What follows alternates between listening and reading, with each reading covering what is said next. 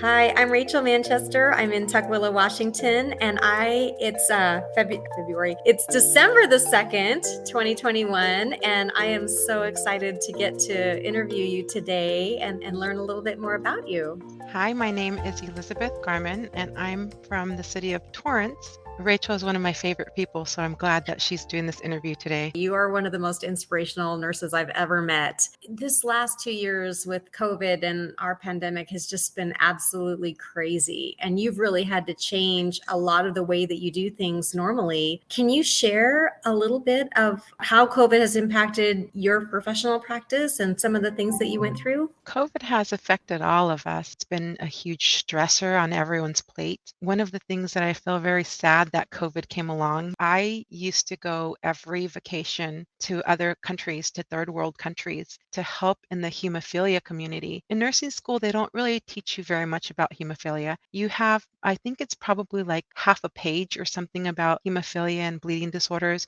It's not until you go into that field and specialize that you really truly learn about it. Hemophilia was not my specialty, but because I married my husband, who is a hemophiliac, I had to learn about it. When I first met him, I told him, "You know what to do to take care of yourself?" And he said, "Yeah." And I said, "Great, because I don't know what to do. I mean, I can tell you bleeding precautions, everything else to do with hemophilia, you're going to have to take care of that." The very first time I went on a humanitarian service trip was because of him. He was invited to go to India to speak about his condition. He had the bright idea to tell them, "My wife is a nurse." I actually had to become very knowledgeable about hemophilia and all the different bleeding disorders because of that. They said, "Great. Oh, your wife is a nurse. She can come and be our resource nurse for all of our bleeding conditions." And I'm like, "What's wrong with you?"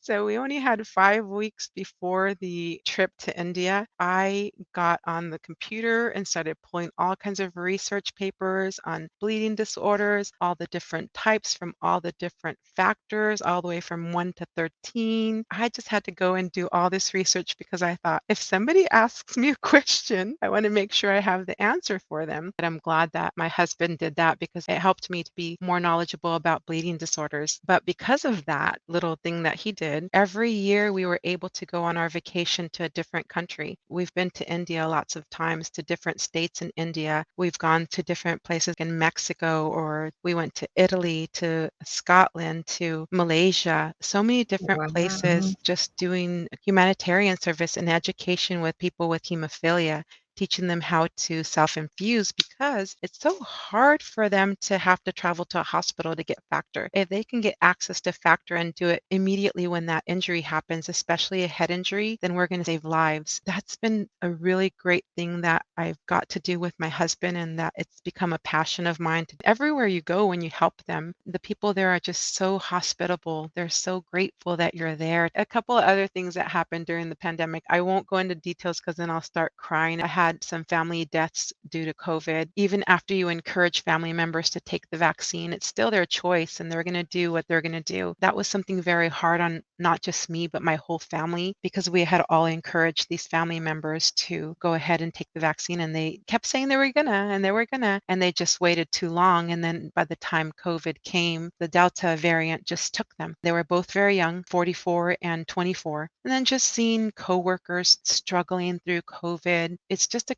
very crazy time. And I feel like because it's such a crazy time, we really have to be patient.